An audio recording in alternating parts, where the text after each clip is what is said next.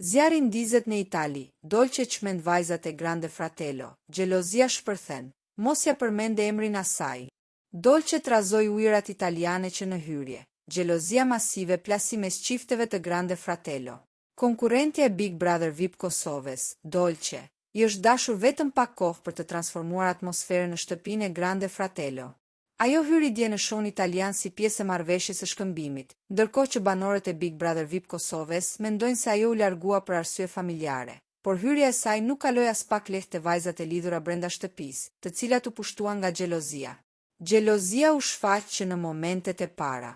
Në një bisedë në shtrat, njëri nga djemt bëri shaka duke përmendur ardhjen e Dolces.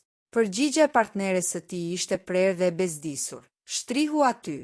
Një ndërprerje qartë dhe plot inat. Drama u thellua me çiftin tjetër. Kur djali përmendi emrin e saj, partnerja, Rasha, reagoi ashpër.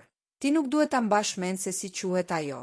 Për më tepër, Rasha vazhdoi me skena xhelozie edhe në dhomën e rrëfimit. Ajo polemizoi me Donatellën, duke sfiduar bukurinë e Dolces dhe duke insistuar se partneri i saj nuk duhet të përdorte emrin kaq të bukur.